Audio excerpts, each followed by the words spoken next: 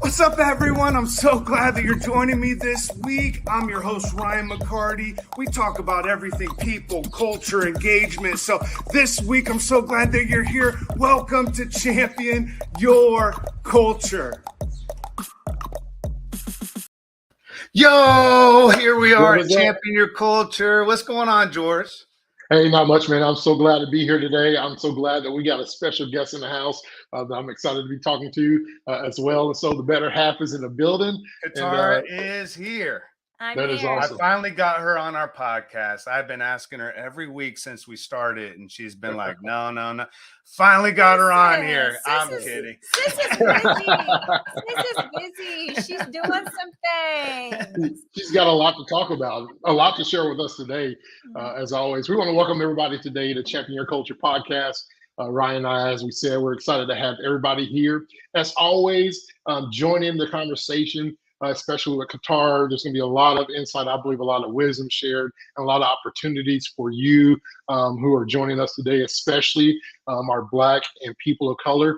There's some very special things that we believe value-wise that Katara is going to bring to us. So make sure you like, share, comment, as always. And as always, we are brought to you by Culture of Good, our sponsor.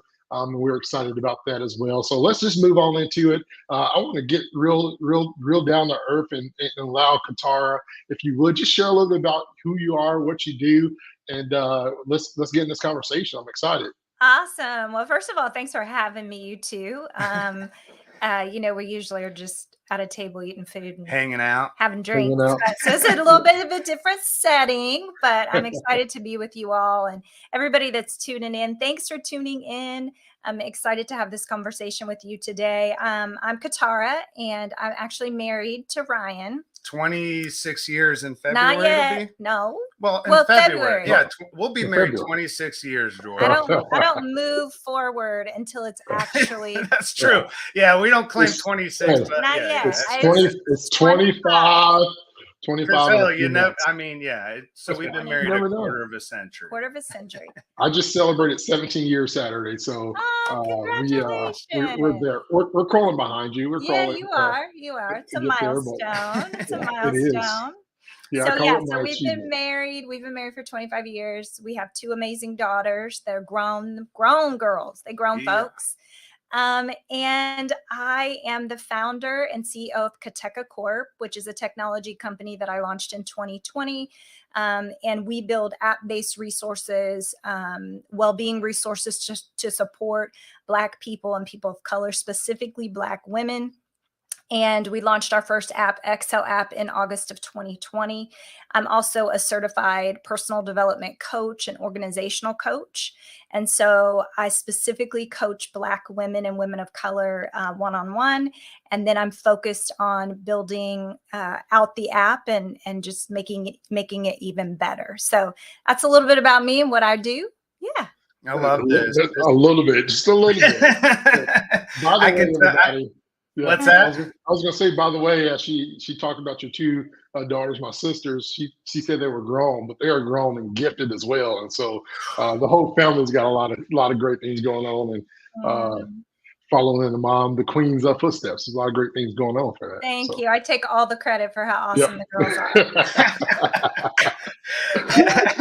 and honestly, I can't even argue with that. Right. You know. Yeah. I mean, one of the things. This is an interesting convo because one of the things that we've always done as a family is like thought about what type of culture do we want as a family, and what type of how do we want our family to be. Yeah. And that has always mattered to us. And I think as we're talking about like how to champion people and culture, it really doesn't look much different. It's like, what do I want my team to look like? Yeah. Like who do we want to be? Right. Yeah. And that goes way beyond any conversation that anyone's having about DEI. Yeah. Like, definitely. I think when you think about cultivating a culture of belonging, like thinking about our family dynamic is a great kind of like analogy, because what we did was we didn't show up after we had our kids. We didn't show up as the experts in their lives, even when they were little. Like we really listened to them. and what they wanted, and not just wanted, but needed, and tried to meet them halfway versus saying like, will you do it because I said so, right? Yeah. And our girls would kind of push back, and we would get curious around like, okay, well, why do you want to explore that or do that? Or, Brenna literally was born, she didn't like meat. Nope. And we never liked meat. And so we were meat eating family. I mean, my mom lost her mind when she found out Brenna didn't want to eat meat. She goes, nobody better take my meat. I said, Betty, nobody's taking your meat. But we had to like give her, instead of forcing her, we had to like be like, okay, wait a minute. Maybe she wants to be a vegetarian, and that's okay. And so I think that really is a great parallel or an example of creating culture means leaning in and listening and creating space for the whole of who a person is, versus saying, here's our culture, here's the way our family is, now you have to fit into it, and you have to adjust to us, and you have to adjust to this dynamic and this company culture, family culture. That harms people. Instead of saying, you actually complement and cause our culture to be more expansive, to be more diverse, to be fun, exciting. Right. And so we tried really hard to create space in our family for our girls to be themselves. And that's one thing they talk about even to this day, is like, thank you so much for not pushing this on us, religion or this type of even like going to school. Like Brenna wanted to do school at home, her junior and senior year of high school. And we were like, no. At first I was like, in my head, and I was like, no, you're going to miss prom and you're going to miss homecoming. And she's like, I don't care. And she did a whole PowerPoint presentation. We had her put together a PowerPoint presentation. We didn't. Oh, she did it on her own. Yeah. And like, she brought an advocate with her. Yeah. And she like presented her case and we couldn't argue with it. And so instead of saying, no, this is what we want for you, we paid attention to her and what she wanted for herself. And it's not that we didn't have dialogue and conversation around it, but at the end of the day, we created space and room for her to belong. For her to belong. That's huge. That's huge. I think about, Monday was National International Mental Health Day. And I know what Excel app and what you created is a huge part of that. But I think about how you embrace the open opportunities for what we all believe, right? Culture good is really a foundation of really bringing your soul to work and just allowing people to be them, not culture fitting. You're going to fit into all culture, but culture add. You're adding to our culture. You're opening up doors and, open up our minds as parents, opening up your minds to a new way of thinking. And really embracing that. Katara, if I can, just because I know your app, I think I may be one of the first men to download it and actually like it. Nah, it was me. What are you talking about? You don't count. You're in the house. I'm talking about the house. Outside of the house. I'm gonna leave the podcast.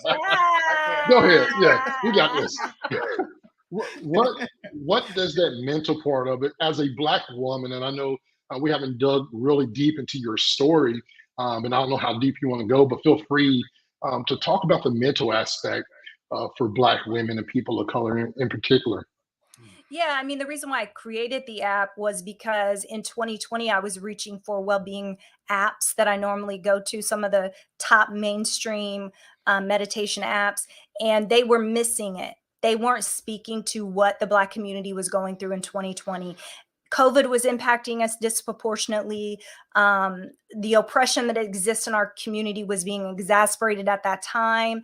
And they were saying nothing. They weren't specifically speaking to us and how that oppression impacts our mental health. It impacts our emotional well-being and eventually impacts our physical health.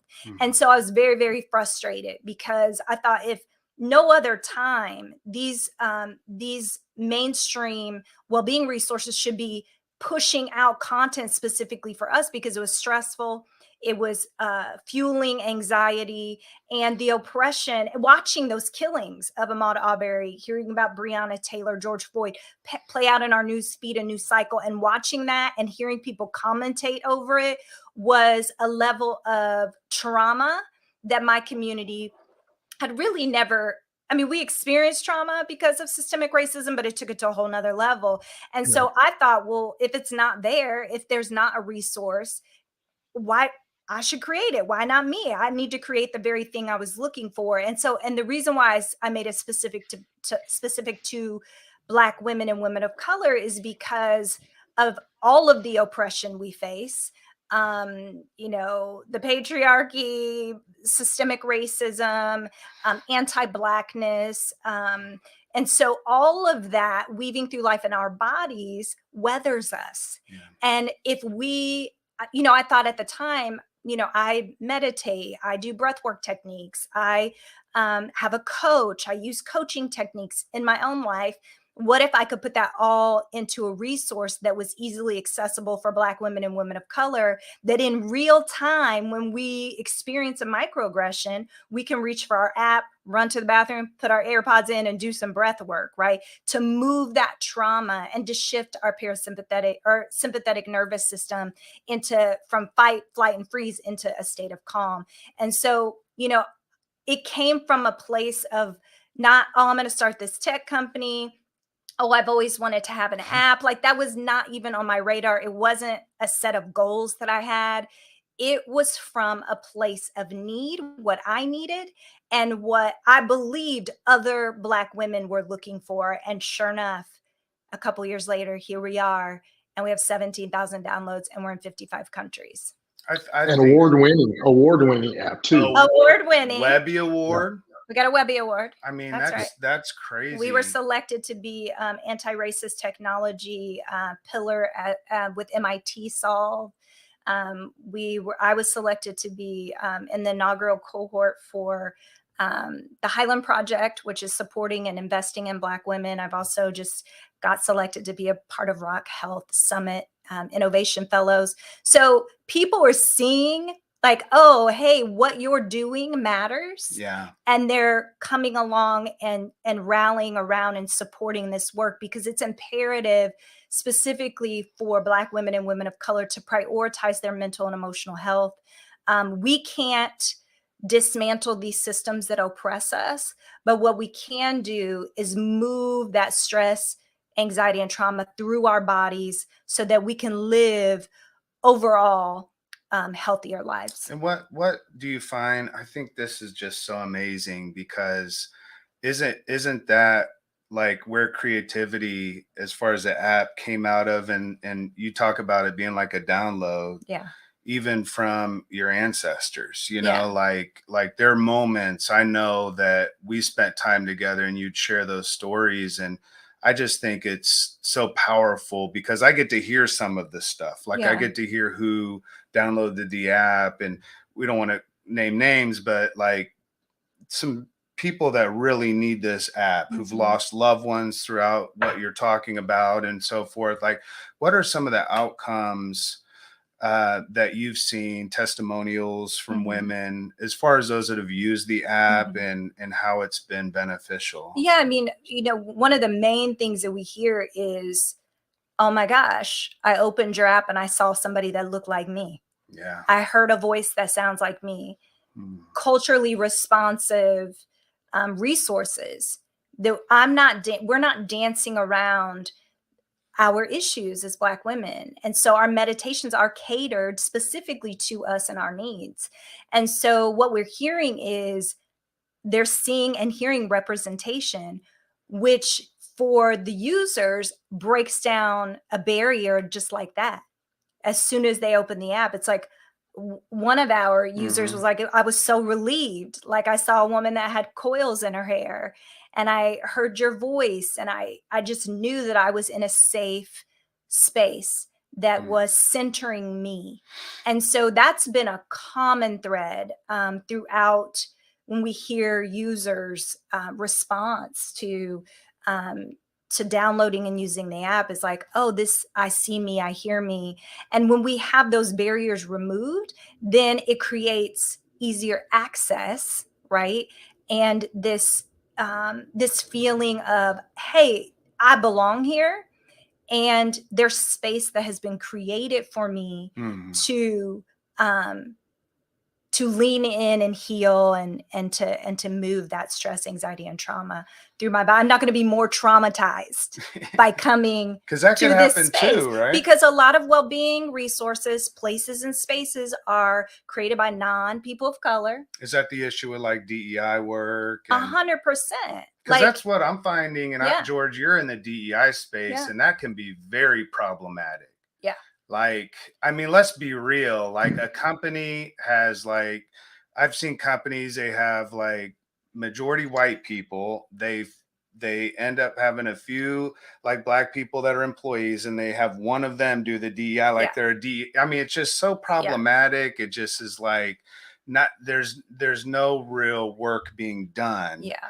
Within the company to say this is who we choose to be, it's all responsive and reactive. It doesn't, it's not, there's no real plan to say this is how we want to cultivate well-being in the workplace. And with your app, and I'm excited about the future because Exhale is going to it's a movement. We're creating a social movement for good. That's what's happening. Social movement for good. That ensures that Black women's overall well-being is prioritized. And that's the mission. And I think when we think about in like culture, company culture, we you really have to think about pushing the needle toward belonging. And in order to do that, there has to be individual commitment to an anti-racism practice and to unpacking and facing your own internal biases. And we don't have these biases because we choose to have them. Listen, we all swimming in this Kool-Aid, right? Like we've all been fed a message, and it's about taking responsibility and saying, how can I deconstruct what I've been taught in school? We all have. Right? Like I took the Harvard implicit bias test, and it came back that I was biased toward Black people. I'm Black, like it's just, it is a conditioning. And so I think if we can approach diversity, equity, inclusion, and belonging and justice work, that means I have to look in the mirror and begin to deconstruct and decolonize and face my own biases and do the personal work so that I can come to the table and truly create cultures of belonging, because we have blinders on. We just do. Biases are these little blinders, and we have to take the blinders off to begin to like really not just care about people, but like care enough to do your own work of cultivating an anti-racism practice in your own life, so then you can come to the table and truly have a culture of belonging within your companies. That's a whole nother. I could talk about that. Well, we might get a little deeper in there. We can touch it. That's maybe another might podcast. Get hot. I think we talk about these steps to belonging, and I always think about, and I shared a little bit with Ryan. Recently, our team over at Lighthouse Research and Advisory came up and just is about to release some data on belonging and the mental health portion of it. And it was really based around the psychological definition of belonging being centered around, I feel respected, accepted, and appreciated. And those are three words as a Black man. And being a Black woman, we can talk about that all the time, because sometimes we can feel like we are appreciated, but we're only appreciated because of what we produce, and it's not truly respected and accepted for who we are. I've heard stories, and Katara, I know you got many of them, where people may have respected you, but they didn't accept you as a Black woman because of your hair, or how you had your hair, and how they want you to show those simple microaggressions that then tie into these things as well. And really the important part of me that I found out in this belonging score that really struck me deep was that people who actually felt like they were connected to their leaders, they were 4 times less likely to have face mental health declines because of who they were connected with. Can you talk about that and how your app is producing a universal connection? Because a lot of these people you've never met, the 17,000 plus, right? I have the benefit to say I'm one that met the famous Katara, but how are people connecting through this app? Because there's a lot of different features, several features on your app that really can touch. My favorite thing that I love on your app, just as a selfish person, is you deserve to excel. It's on one of your pages. And I think about that because we don't realize what we deserve. Yeah. Can Yeah. you talk about that? Yeah. I think that, first of all, when we think about historically and culturally, Black women have always been at the bottom of movements, justice movements, movements toward equality, equity. And so, when you come to a table, if you're invited to a table, DEI, Yeah. right? If someone isn't doing their own work and open to understand different cultures, learn about different cultures, then there isn't that respect of what I actually am bringing to the table. I'm not just bringing my body, and I'm not just bringing, I'm not just coming to be a workhorse, right? Like, I'm coming to add value, which means if you can respect the whole of me, which includes the way I was raised, how I talk sometimes, um, my background, my journey. If you can respect that, I can add value. And I think, and if I'm not being respected, that does weather your mental and emotional health. And so, my whole thing is, yes, this app is super valuable. There's representation. When you do experience disrespect, a microaggression, anti-Blackness, systemic racism, it literally activates our nervous system, and we need to enter back into a state of calm. But beyond that, and all that's like, we're doing that, and we're going to release 2.0, and we'll talk about that in a little bit.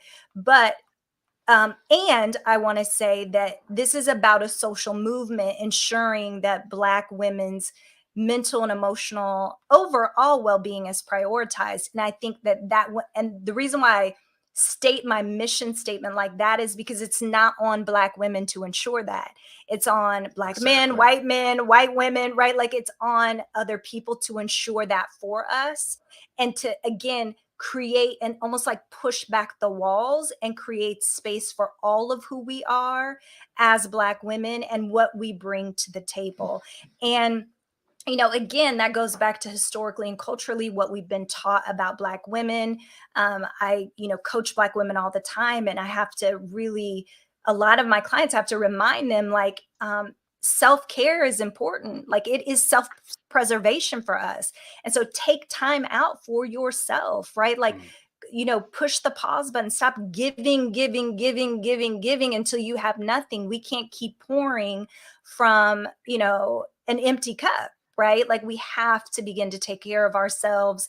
And also, I'm putting a trumpet to my mouth, also saying, and I'm calling y'all in, and I'm calling white women, non-people of color in to this work as well. How are you ensuring that Black women's overall well-being is prioritized?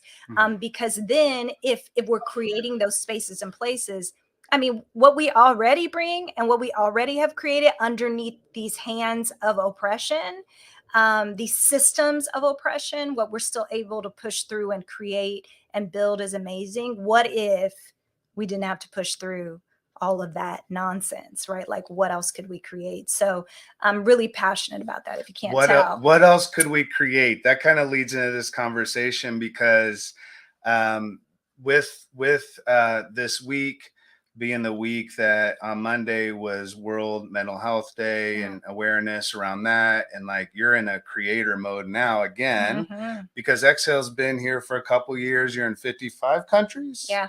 So 55 countries, 17,000 users. And now you're in the process of saying, we want to make a more robust tool and resource that's going to support the overall movement. Yes. So talk about that and what's kicking off. Yeah, I'm really excited. We just launched a Kickstarter campaign. We are in relationship with an app development firm in San Francisco, Welcome Studio. They have, we went through the design and discovery phase of Exhale app 2.0.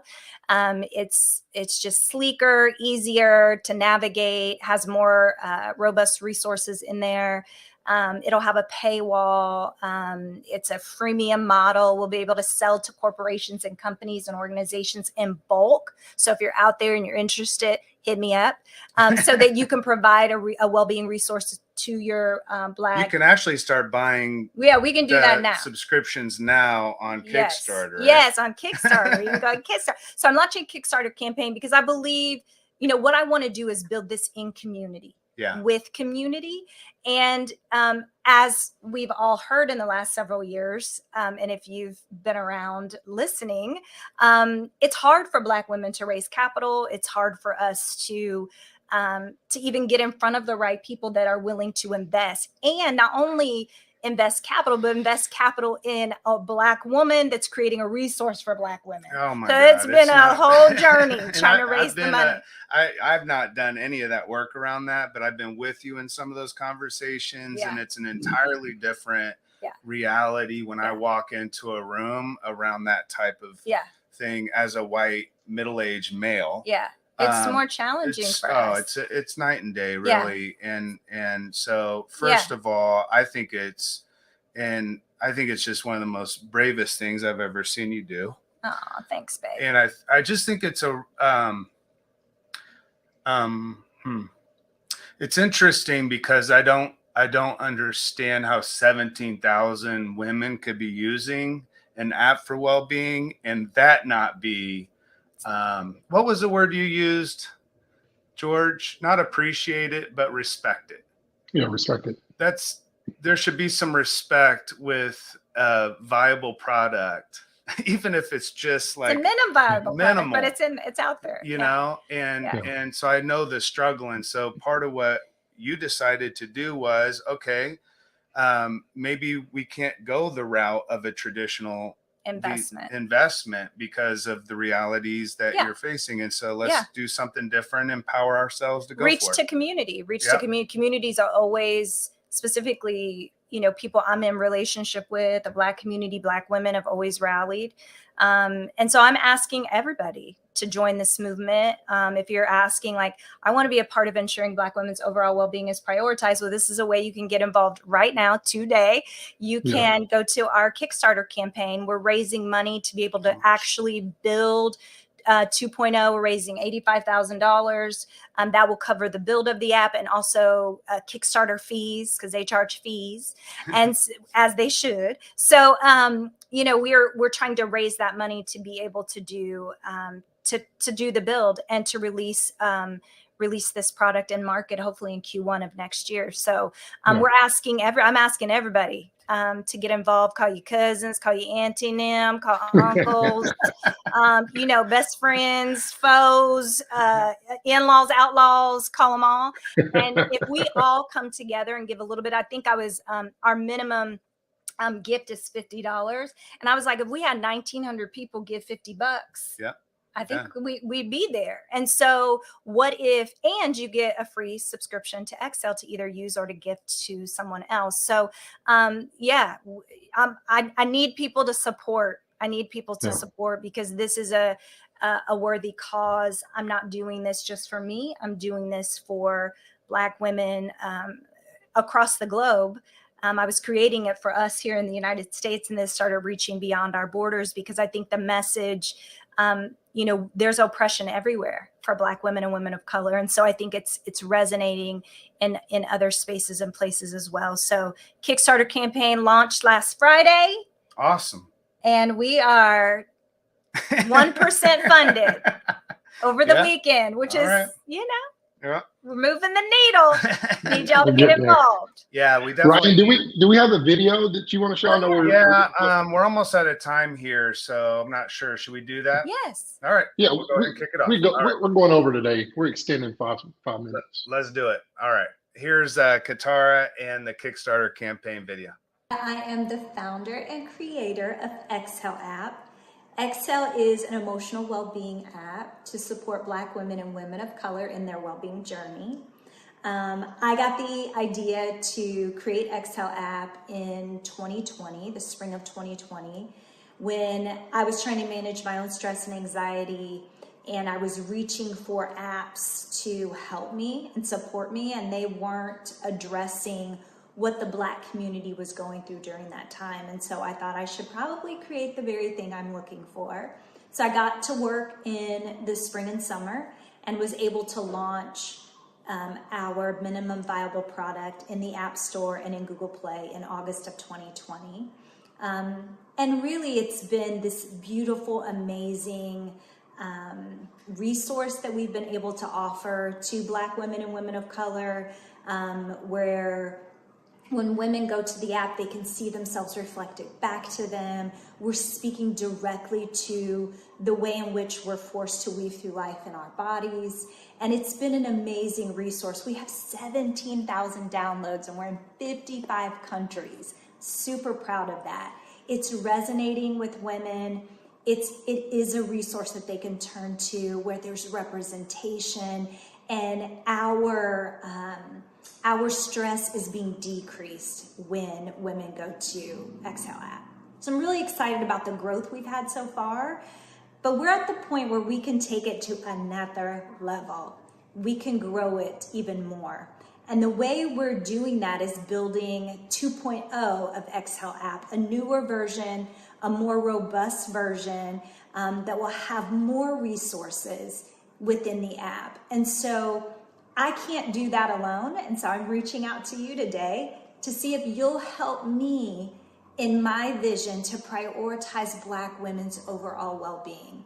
I want to support them. I want to create this resource, but I don't have all the resources that I need, and I need you to support me. So I'm asking you to choose from one of the categories of giving, one of the options. And when you do, you'll get some free subscriptions, a free subscription for yourself, free subscriptions that you can give to friends and family, people that you know that can benefit from the app. I've got a little picture of the prototype here where you can see that we've been working on Exhale 2.0. We've partnered with some amazing people to help us create this amazing resource. So you can get free subscriptions, and also in addition to the free subscriptions, depending on what category you choose, I wrote a children's book. And so what we're gonna do is donate children's books on your behalf. We're gonna go to local schools, local organizations, the foster care system, and we're gonna get this book, my book, Pretty Girl book, into the hands of elementary age students. This book teaches girls what pretty really is, that it's about what's on the inside and not what's on the outside. And so we're gonna donate one of the books and you'll get a subscription. So I'm asking you to spread the word, tell your friends, tell your family, tell your cousins, tell everybody about this project. We need to get this done because Black women and women of color need this resource. They deserve this type of resource. We're unapologetically creating a resource for us, by us, and we need your support. I appreciate you considering giving. Spread the word. We're gonna make this happen. Thank you so much for your time. Well, there it is. That's it. Tell everybody. Tell everybody. Mom and them. Not everybody, everybody. Everybody. Oh, wow. That's great. That's great. Katara, if there's one thing outside of the app and the importance and how passionate you are about that, if there's one thing you could share with the audience today, what would that be? What would that word be? What would that encouragement be? What would that advice be from you today? Yeah, I mean, anybody that's watching and everybody that's watching, I think something that I've been telling people lately is the most important relationship you'll ever cultivate in your life is the relationship between you and you. And it's really important that we love ourselves, that we're compassionate toward ourselves, pay attention to that self-talk because sometimes we're not so nice to ourselves. Build that relationship with you that's strong, healthy, loving, kind, compassionate, and caring. Yeah. Man, you are just the best thing in the world, yo. You're welcome. Oh man, that is the most powerful and humbling response one could ever pray for. Isn't it? I'm over here. I'm over here a little emotional because I'm excited. I'm proud of you as a friend, a sister, as a Black queen, for everything that you're doing. And that needs to be celebrated. I want to challenge our audience, and it starts with me. And I know Ryan, you're an advocate as well. I just feel like there's an importance that we, as number one men, and then also as me as a Black man, we need to do for our women in our lives. And really be an advocate. I know a few weeks ago we celebrated Equal, Wealth Day, and the diversity and the issues on equality from a financial standpoint in the fight. That shouldn't be a fight, in my opinion. But the matter of the fact is that we're still dealing with those things today, where we have to celebrate a day when it should just be a lifestyle. Exactly. And who we are and what we do. And so I want to challenge people today, as we're recapping the independence, is that when you stand for something, it shouldn't be a program or a system. It should be a lifestyle that we live. We should always support love and be who we say we're going to be, despite there being a program of diversity. It should be a lifestyle that you live in your organization and just outside of those four walls as well. And then, as always, we want to shout out Culture Good for sponsoring this podcast, allowing us to be here today. Ryan, what do you have, man? You want to take us out? I just think it's really important when we think about championing culture. We have to believe that culture is how most people feel, believe, and behave most of the time. And we can't say that we have this type of culture if most people aren't feeling this way, believing this way, and behaving this way, right? And so as leaders, the challenge for us, and I agree with you, is to support our Black women and women of color, our BIPOC employees, and really in doing that, even going beyond the diversity thing and really getting into like saying, all right, if I have a strategy for shit that matters in my company, but I have no strategy for how I'm going to foster a well-being culture within my business, then it's not a priority, right? So if it's culture, it's culture. If you want to champion your Black women and women of color in your business, go on now to the Kickstarter.com and look up Exhale app, give.